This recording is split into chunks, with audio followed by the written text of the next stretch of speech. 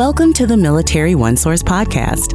Military OneSource is an official program of the Defense Department with tools, information, and resources to help families navigate all aspects of military life. For more information, visit Military OneSource.mil. Welcome to the podcast. I'm Bruce Moody. My guest today is Nikki Erb. Nikki is an Air Force spouse. She was born in the Philippines, and with her marriage, she found herself transported into military life, a whole new world. There were ups and downs, and today, Nikki uses those experiences to help fellow foreign-born spouses as they adjust to life in the military. Nikki, welcome to the podcast. Great to have you with us today. Hi, Bruce. Thank you for having me. How are you? I'm well. I'm really excited to speak with you today. So tell us a little bit about yourself, where you're from, and how did you meet your husband? So I am from the Philippines in a city called Manila. So we met online back in 2015, but did not meet till 2017. And then we got married in 2019. So I became an official military spouse. Okay, so that's when you joined the club. So where are you now living? Your first assignment as a military spouse? Oh, my first assignment was overseas in Okinawa, Japan. So right now we're in Utah. We're connected to Hill Air Force Base, and this is actually my second assignment. That kind of feels weird to say, but I feel like that's how it is. Like I ended up in Utah because of my husband's assignment. Yeah. So as a foreign-born spouse, and you're newly married and you're living in a new environment, a totally new environment, what are the things that you had to learn, that you had to sort of get used to, that you had to adjust to? How did that transition work for you? My first assignment, so that was overseas. So that whole thing was very unique. I had to learn the local culture, which was the Japanese culture, on top of the military culture. For the Japanese culture, it was just how they treat their days and how they treated each other. And then for the military, it was the acronyms and the protocols. You're sort of outside looking in. Mm-hmm. So do you sense that there are some benefits to being a foreign-born spouse, or what would you consider being some of the best parts of being a foreign-born military spouse? Not a lot of people have this kind of opportunities, like seeing everything, like the benefits of it all, like the beauty of each culture. I saw the beauty of the Japanese culture where they were gracious and friendly, and they found it so nice when you go out of your way to learn their language. That was one thing that I appreciated. It was never in my plan to live in Japan, and I never exposed myself in their culture. So being put in that position to be in a country where I did not expect myself to be in and embracing their culture is really nice. Like one thing I really loved about the Japanese culture is you just felt safe. You felt safe because you knew that no one's out to get you or no one's gonna hurt you. Like I remember seeing children like young as 4 going to school, walking by themselves, and no one was gonna bother them. And you knew not to bother them because that was how they were raised. They were raised to be independent, and that was like part of their culture. Right. So you're experiencing all this, you're watching all this, and interestingly, because you became an Air Force key spouse.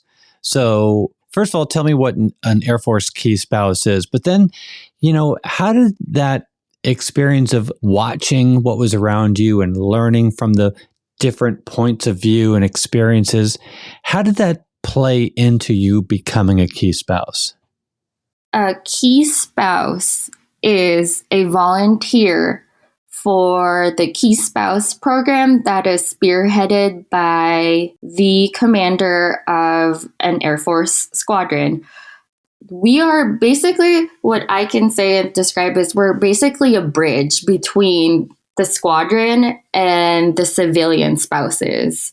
When a spouse has questions regarding the base that we're at, we're usually the ones who would try to give them resources or show them where things are. For example, if we have a spouse who is a first-time mom or a new mom or an expecting mom, we usually reach out to them, welcome them, and give them suggestions or resources. For example, there's a new parent program on base, and we would explain to them what that is. Or when there is a deployment that would happen or will happen, we usually reach out to them and let them know, hey, if you need anything, we're here. That's the gist of what the Key Spouse program is. Well, I have to say, I'm thrilled that you're out there talking about the new parent support program because I love that program. I think it's terrific. It warms me to know that it's being talked about like that. But let's stay on this for a little bit because you're talking to a lot of foreign-born spouses, and you're helping them along, and they're experiencing new things. They're new to the area, or they're new parents.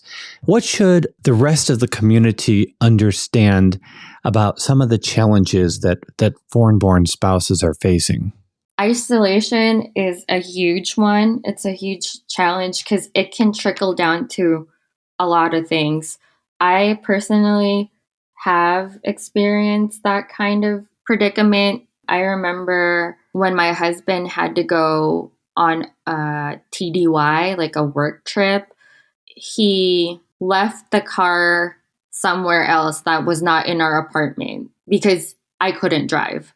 Like the thinking back then was I didn't need it because I didn't have a driver's license. And that was like a crippling experience. I didn't like it, to be honest. And I think now when we talk about it as a couple, he regrets doing what he did, as we were newlyweds at this point. So he wasn't really thinking. And it's funny to look back now, but in that moment, it was just like, I remember thinking, what did I get myself into? Like, that doesn't make sense. How am I in a country that isn't my country? I can't drive. I can't go to base. We lived off base. So that was another thing. Like, my husband had an apartment off base. It was 5 minutes away from the base gate, but like, I can walk to the base. They can let me in, but it's such a wide base. It would not make sense for me to walk inside of base. But it's those little things that we don't think about when we're in a comfortable environment, like those little things. Oh, it's nothing. I'll just go drive, go to the store. It's not a big deal. But when you are a foreigner in a foreign country, it's a new experience. And it's also because of the culture that you're from too. If you're not from a country that heavily depends on driving and you depend on public transportation, that's where the culture shock comes in too. Yeah, especially in the U.S. In some countries, in some cities, mass transit is the norm. It's how you get around. And others, you're looking down a long stretch of road before you see anything. And so it does seem like for a service member, there is a lot of learning by making mistakes as you're realizing some of the things that you maybe take for granted. So, Nikki, to what degree is the need for communication to really talk about absolutely everything, even the things that you assume are settled within a relationship? I think having those hard conversations, for example, when you're dating and getting to know each other, lay it out there. I remember my husband telling me, oh, I'm looking for a woman who understands that my career right now is my life. And that requires like someone understanding we need to make sacrifices. And I remember reading that message and I go, well, that's not me. And having that hard conversation is one. And also once you're in it and like you're engaged or whatever, like talking about finances. Moving me from the Philippines to Japan, it's not cheap. It was very expensive and everything was like out of pocket for us. I remember I only had 2 luggages with me and I could only fit a few things there. And those were like the things that were just like essentials. Like everything else I had to leave behind. Like I had to move it all back to my parents' house. I didn't have movers take my things. Everything was out of pocket. And those are like tough conversations to have. I deem them hard and tough because when we're dating someone or when we're engaged, we're in that honeymoon phase. We're in that fairy tale land where, oh, I found the right one. This is my forever. And you kind of don't want to have those conversations with them because you don't want to ruin the moment. But if you have that conversation now, it actually helps you guys in the long run, especially in the military. So Nikki is a key spouse, is an Air Force key spouse. Are you bringing them to resources on the installation, or what sort of resources are you putting them in touch with? I usually put everyone with MFRC, the Military and Family Readiness Center, and also Family Advocacy. So you take them to the Family Advocacy Program and you take them to the Military Family Readiness Center?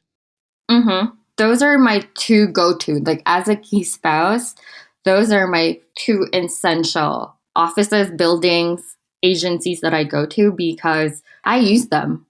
Well, yeah, and I bring that up because you and your husband have learned some really significant lessons, and you look back, with a little bit of bemusement at some of the conversations that you had early on, and I get that, and I know you're trying to talk to your fellow foreign-born spouses about how best to proceed, but it does help to have a little bit of help along the way. Is that some of the motivation behind directing them to places like the Family Advocacy Program?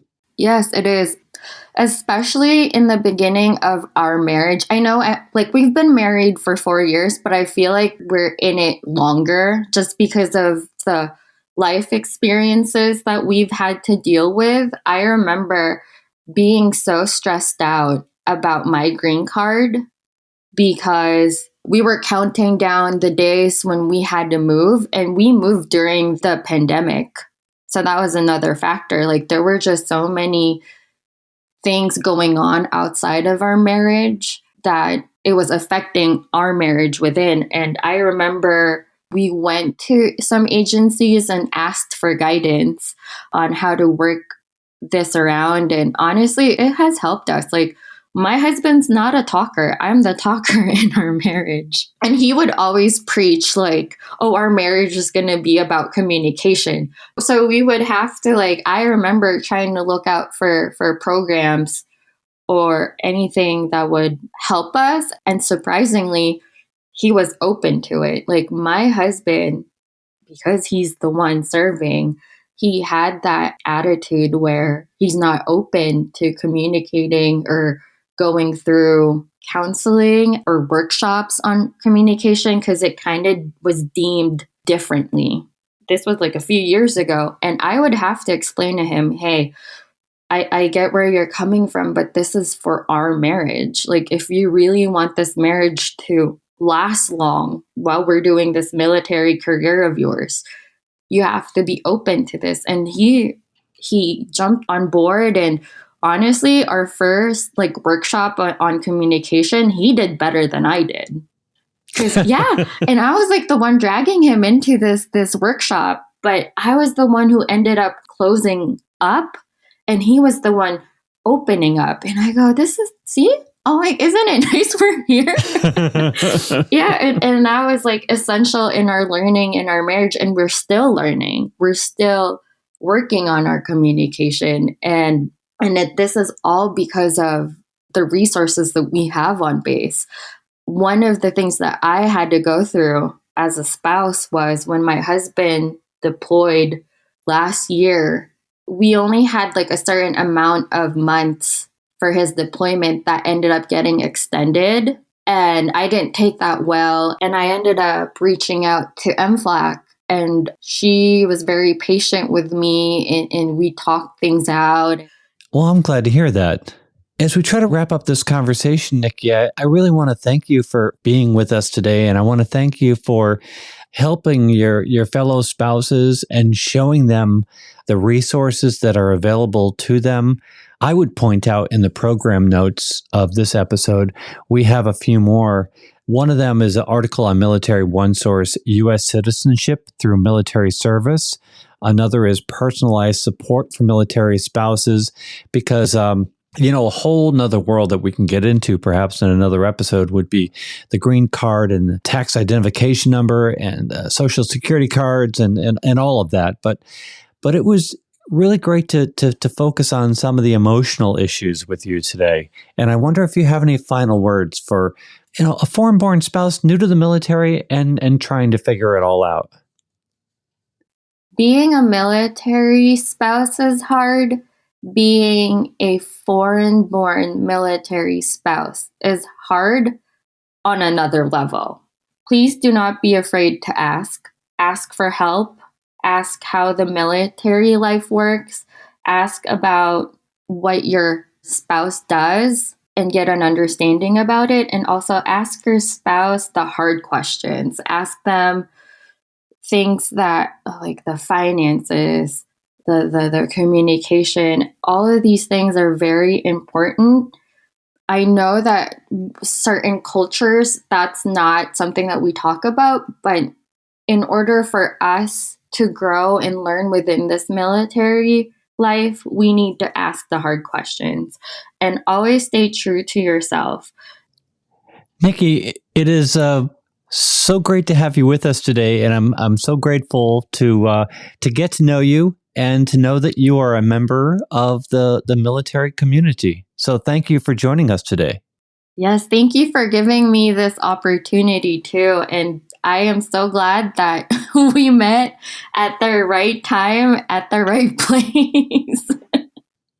Well, I know we have a lot of issues we didn't even touch on, so maybe we'll get together and do another episode with you. Want to remind everybody that Military OneSource is an official resource of the Defense Department, and we would like to hear from you. We have a link in the program notes. Click on it and send us a note. Let us know what you think about today's episode.